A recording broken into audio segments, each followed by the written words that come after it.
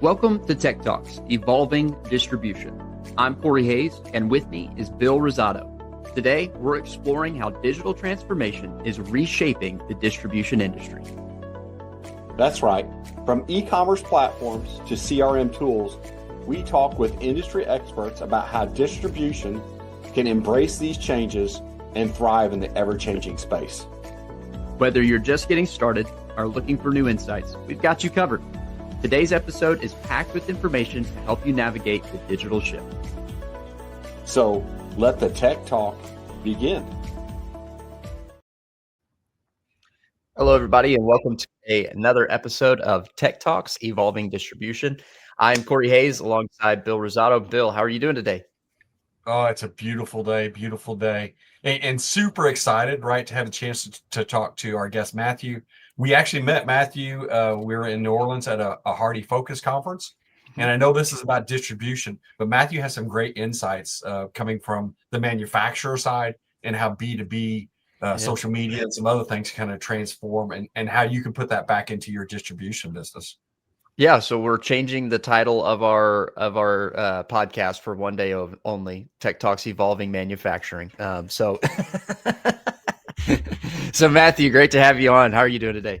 Thank you so much. And I mean, to be fair, I work with distribution all the time. I'm just on the other side of it as a vendor partner for distributors. Just like you guys, we are members or attendees of Hardy, which is a distribution organization. I'm the vice chair of the marketing council over there because having some supplier, insight helps them as well. So yeah, I mean, I work with distributors all the time. So happy to be here. I think we'll have a rousing conversation that is relevant to the world of HVAC and plumbing wholesale distribution and beyond. So yeah, it's great to have you on. Really excited for the conversation. I think you've already kind of taken one step in this direction, but why don't you go ahead, just introduce yourself to the listener. Tell us a little bit about what it is, what you do, what you're passionate about, who you work for, that kind of thing. Just let us know who you are. Absolutely. My name is Matthew Pryce. I am a jazz piano player and a classical guitarist. I have degrees in English and music, which of course qualifies me to be the head of marketing communications for a plastics manufacturer in the HVAC and plumbing space. I work for Centrotherm Eco Systems, where I just celebrated 10 years. I've done pretty much thank you very much. I've done pretty much every job on the sales and marketing side in my tenure there. Largely because we're kind of a small organization, so there's a lot of pitching in. I've done customer service, inside sales, outside sales, all the trade show stuff, everything that encompasses marketing for sure. And on where we go, we're growing. We're at the biggest we've ever been. We have the largest marketing staff that we've ever had now. So that's what's going on during the day job. I'm also the editor-in-chief of the HVAC Tactical magazine, which is a lifestyle brand that is, of course, adjacent to plumbing and HVAC. It started as a clothing line, and then it became a black tie awards show that happens the night before AHR every year. Come and check us out in Las Vegas this coming year. Then we have launched a magazine now. I'm the editor of that. I write some articles. I wrote the last cover story, and I put it together. And lastly, I'm sort of a speaker, presenter, man about the industry, writing articles and giving PowerPoints, doing stand up at the front of the room for very hungry pupils who would like to advance their digital marketing knowledge in the HVAC and plumbing space. And yeah, like I said, I'm a musician. My first solo album comes out on October 21st, so check that out under my name, Matthew Pryce, on streaming worldwide. So that's awesome. Also exciting as well. Yeah, that's great. That's awesome. Super excited to have you here. Like Bill said, we met you just a few months ago at Hardy Focus in New Orleans. We were both super impressed just with your level of expertise, your level of energy, and what you brought to the table when it came to just social media, understanding marketing. So really excited to get in this conversation today with you. So let's go ahead and let's get started. Set you up. So our questions that we ask, really just kind of high level questions, and we want our guests to take them in whatever avenue, whatever route that they want to. So when you read this, just what comes to mind first, and what direction you want to take this. So what challenges have you seen, in a digital transformation project? All of them. I mean, there's so many, right? So one that comes to mind very, very quickly would you could be pejorative about it and talk about some, like, let's say, generational demographic challenges to technological adoption. That's a challenge often. Getting some folks who are kind of dyed in the wool in the way they do things to adopt new stuff. Like, hey, this is SharePoint. You no longer have to carry a binder of paper anymore. You can get it on your phone, that sort of thing. So that's I think a lessening challenge now, as this industry, in my opinion, is trending a bit younger, and people my age and younger are now in sort of decision making roles. And anybody who's I'm 42.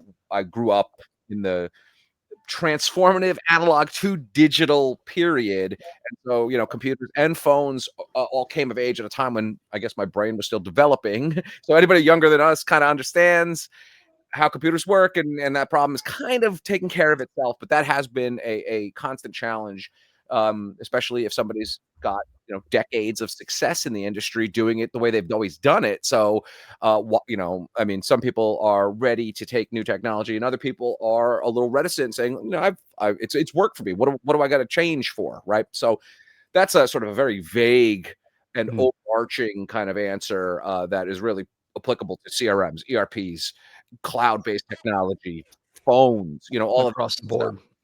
Yeah, and something a little more specific would be kind of along the same lines of adoption.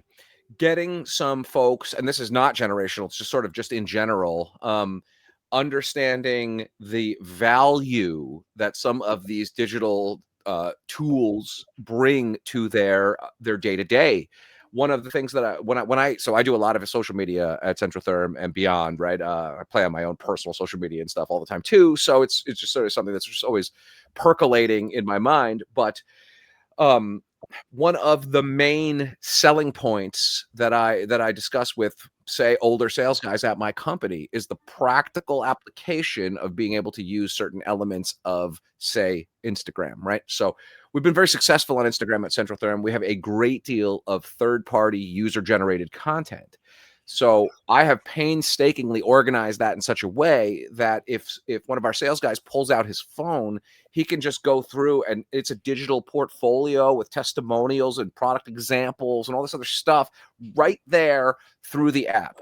And there's no digging up files. There's no, no binders of papers and things like that. It's all right there in the cloud, and you can link people to it as well. So there's this practical usage of something that the perspective often is photos of your breakfast cereal, or just your kids or your pets or something like that. And not only is there a huge swath of plumbing, HVAC, electrician, woodworking, construction influencers and content channel type stuff, not unlike yourselves, but there is practical usage for this stuff as well. Yeah. Getting them to understand that value, I guess, is the very long, I mean, that's the summary statement on that very long-winded answer. That's great. So you mentioned something, right? Generational, and we do see that, right? Especially in what we do, is the baby boomers are retiring, right? And the next generation is coming. And I say this probably way too often. Distribution isn't the sexiest industry to bring talent into, right? And you're right. Grasping that is how we help bring youth into it, bringing that next generation into a vertical that isn't really something they're thinking about when they're growing up, going through high school, going through college. No question about it. And something I'll just tack on sort of as an aside is people undervalue the HR importance of good quality social media. Any young candidates are definitely looking on LinkedIn, but also on Instagram and Facebook to see what's going on in this universe, right? And in my opinion, I always say that, no social media is superior to bad social media. And obviously good, exciting, attractive social media is certainly something that will influence someone's decision to whether or not to come work for this company, right? If this looks like a fun company that values its employees, that has a good culture, that doesn't take itself too seriously, or presents the archetype of a company that you would want to work for, then obviously that's helpful in terms of recruiting and retention. And I always stress that as well as part of the brand you can build through good, authentic social media. Yeah. Well, and I think that's a perfect segue into what our next question is. So we kind of talked about the bad and laid the framework of what we've seen as a challenge. On the other side of that, what have you seen that's worked, and what are some good practices when it comes to digital transformation? So once you demonstrate that value and you make somebody's life easier in any way, and it clicks, that's the moment. That's like the aha eureka moment for somebody, being like, I used to search, I had to VPN and then search for this stuff, but now I go on Dropbox of all things and it's right there for me. It sounds so rudimentary, but some of these things are really eureka moments for people. And being aware of the level of tech savviness and the spectrum of sophistication that we deal with in this industry is also something you must wade through and give careful consideration to. So what makes for a successful digital transformation? I would say patience is a big part of that, which is sort of another abstract sort of outside answer. But what makes for a good transformation? You got to have training and you got to demonstrate that value, right? So I have certainly I put together some interesting PDFs over the years, right? That really more like creating an installation instructions or a how-to or even a choose your own adventure on why clicking through certain elements of Instagram are going to be helpful to you, or just where to find stuff, that sort of thing. So training and demonstrating the value, where applicable, and to the right stakeholder is going to make the project successful. If you're thrusting digital tools on people who don't need them, then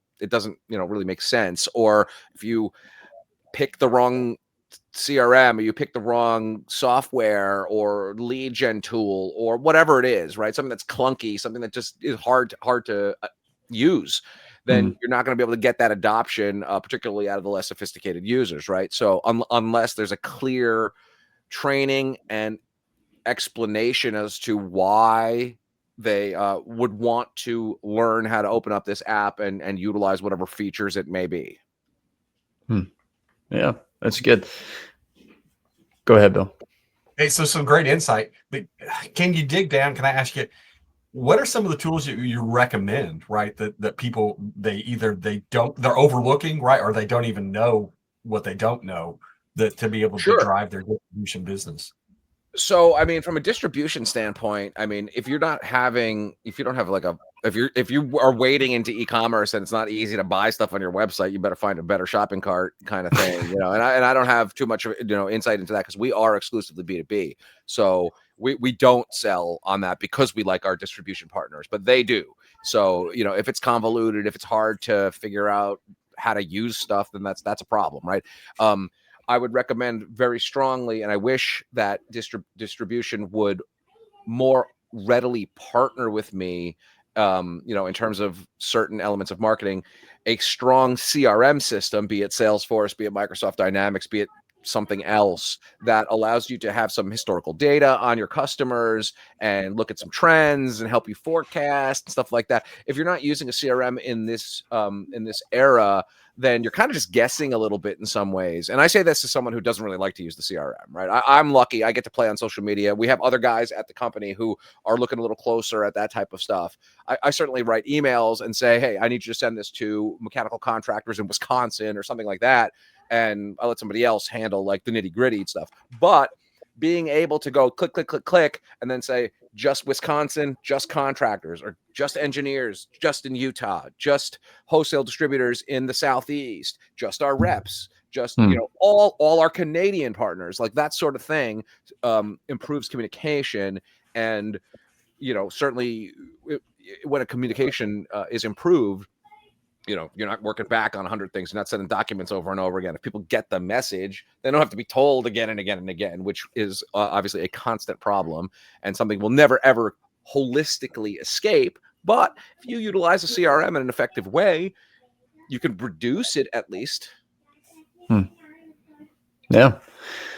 That's a lot of good information. I want to take a microscopic look because you talked to us at Hardy Focus about social media. And, that's something that I feel like, and we talked about the generational aspect of this. I feel like that's something that we see a lot of customers that we service lacking in regards of just ad spend, regards of putting a marketing budget aside to really spread the word out there. So I know we just looked at that microscopic level. Can we take also a lens through the realm of social media? What are some good practices that you've seen there? What's some advice that you would give there to companies looking to start?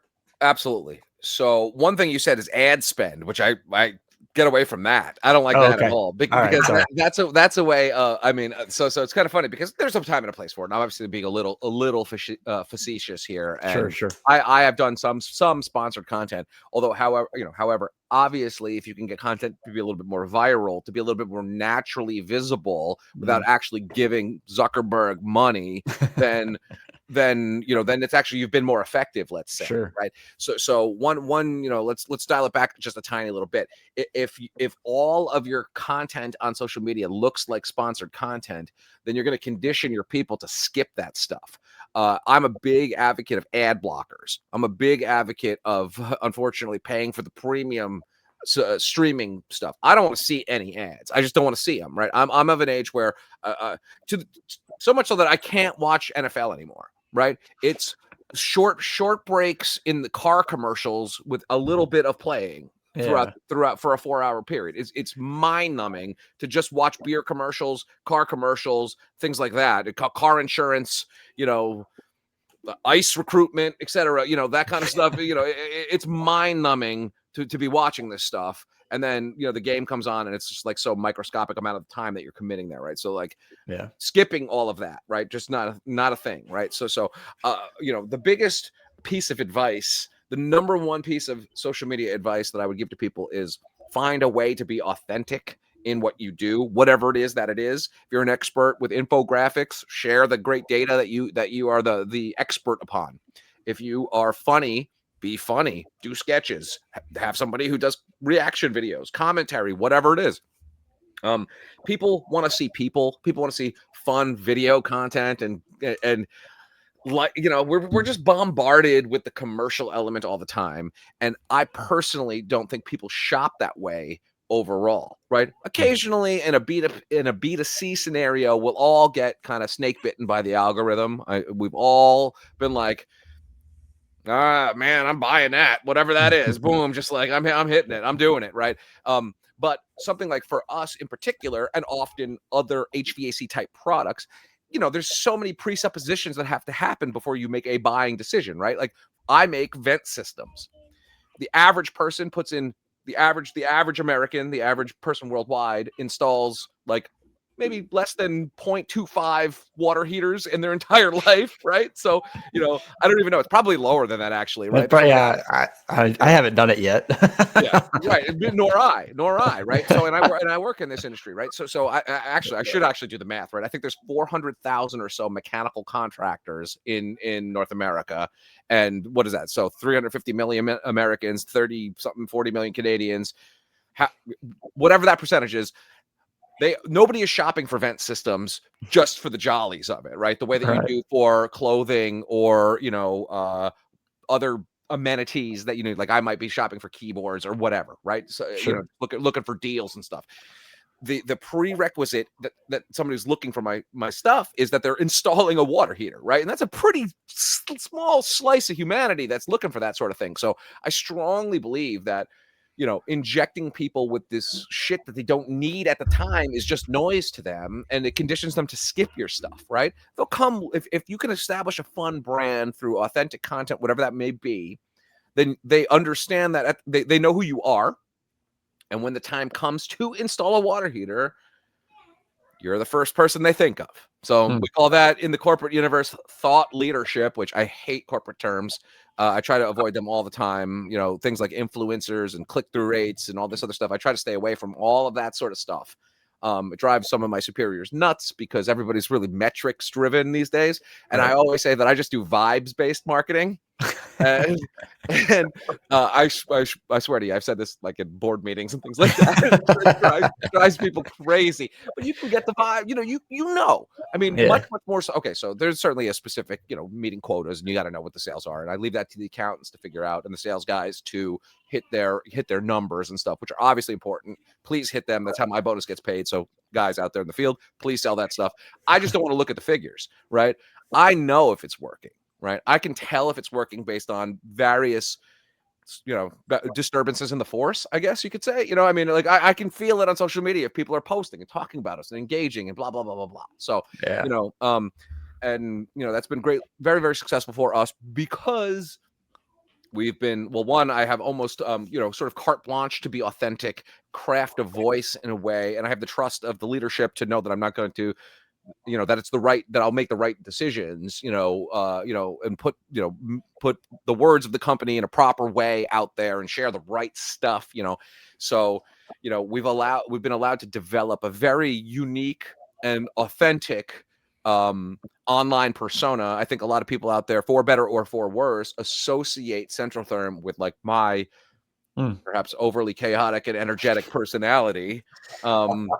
But it's certainly something that's memorable and has led to some of that thought leadership stuff. So when someone says I have to put a water heater or a furnace in, they go, "Oh, I know how to do the venting. I know who to go to." You know what I mean? Like that. Yeah. So that thought leadership, and those sales come down the line because of the foundational brand work that gets done in that way.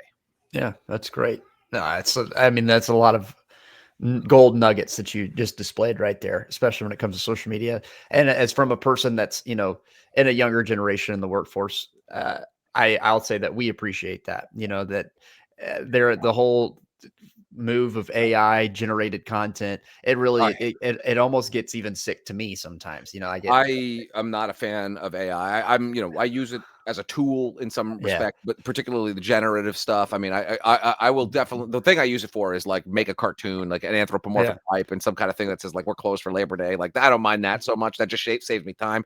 But you get good at reading robot language, and you can, I mean, and you can tell when people are like farming that, and sometimes people are just lazy and they don't even like change the formatting, and it's like clearly this is just cut and paste right out of ChatGPT.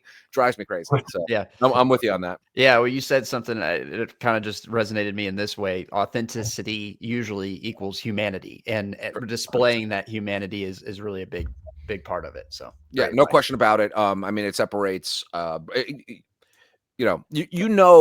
brands out there that are not so corporate sanitized that they become just noise, just another thing out there, right? There I'm not going to name any names, but there are a couple of manufacturers I point to, when I do personal trainings and things like that, go take a look at this stuff. And one of them in particular, like they are 100% making all their content using like the the PowerPoint AI or whatever you want to call it, right? Like the the suggested designs and whatnot. So like they have all these like very early 2000s like swoopy graphics and all that. And it's like straight out of the like the auto-generated PowerPoint bullshit. And to me, I mean, it's like it looks neat, it's clean, it's very professional looking. It looks like web design 1.0 or 2.0 even, and it presents this very I don't know, it doesn't have character to me, right? It's very inauthentic, it's very manufactured for for lack of as a bad pun. Sure. That's funny. So you've thrown a lot of stuff out here, but I'm going to ask you really a tough question. What's the biggest tip, right? If someone has watched this podcast, what's the one thing that you want them to walk away with? What's the one thing you put on the front of the t-shirt, right? If they ran into it and they just read it. It's funny that you say that, because I just bought a t-shirt yesterday from like I said, I'm a musician. I play with a lot of guitar pedals and stuff. There's a guitar pedal company out there called JHS Pedals, and I bought a t-shirt from them. And he has a prominent YouTube channel, and he's experimental all the time in the stuff that he does. And one of the things that he, and there's all these unspoken rules about what you're supposed to do and what order you put your guitar effects in and how you calibrate this or calibrate that and all that, whatnot. It's all, and there's like very snooty people like in the Reddit communities are like very up in arms about how, how things are properly done and this or that, whatever. On his YouTube channel, he always says, just try stuff.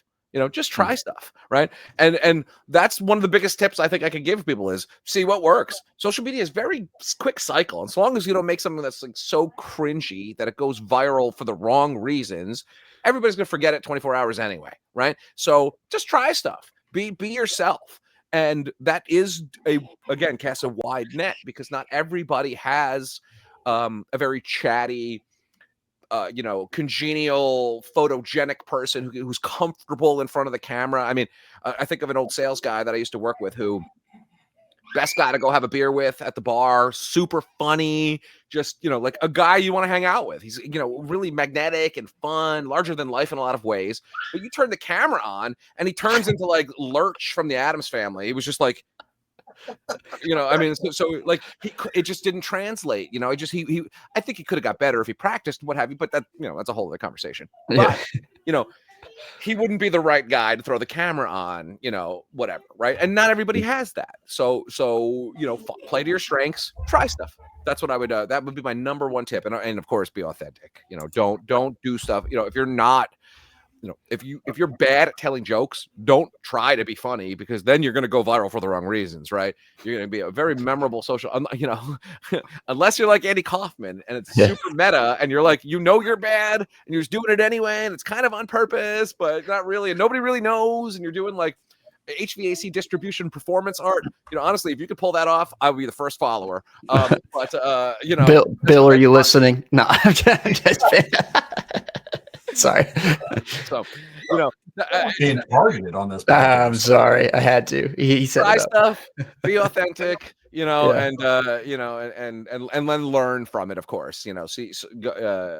All outcomes are different. You can pick up the pieces and try something different the next day if it doesn't work.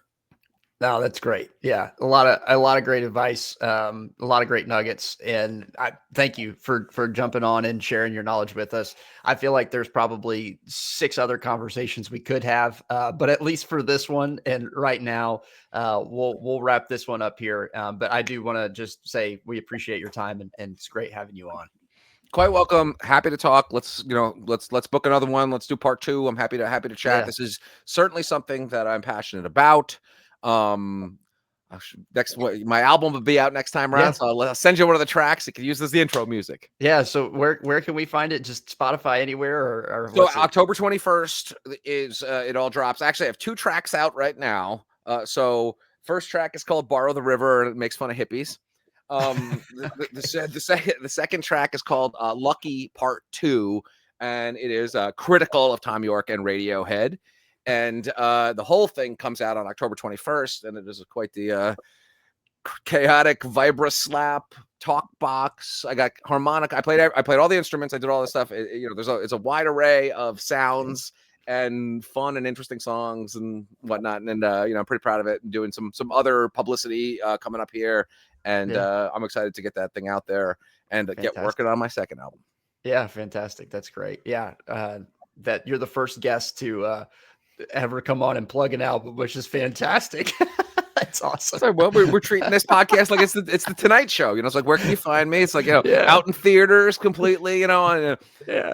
No, that's great. I love it. Well, thank you for coming on. And to our listener, thank you for joining and being a part of the conversation. Remember, every first and third Thursday of the month, we have a new episode coming your way. So really, really appreciate you coming on, Matthew. Bill, great having you here too. Anything you got to take us out with, Bill? No, just super excited, right? So you got the front of the t-shirt that says try something, right? And then the back says authentic. I think 2 big things to take away, right? And I appreciate you bringing all that energy that you brought and all the insight that you have, Matthew. I only have one setting, and it's 10 out of 10. Well, we appreciate it, man. We'll see you next time on Tech Talks Evolving Distribution. Thank you. Have a good one. And that's a wrap for today's episode of Tech Talks Evolving Distribution. Thanks for tuning in. And we hope you've gained some valuable insights on how to embrace digital transformation and stay ahead in the distribution industry. A special thanks to our sponsor, Aldrich Web Solutions, for supporting this podcast. With over 20 years of experience, they've been helping distributors win online and maximize their digital presence. Be sure to check them out if you're ready to take your business to the next level. And if you enjoyed the episode, don't forget to subscribe, rate, and leave us a review. And of course, share this with anyone who could benefit from this conversation. We'll be back next time with more expert insights. And until then, keep evolving and embracing change.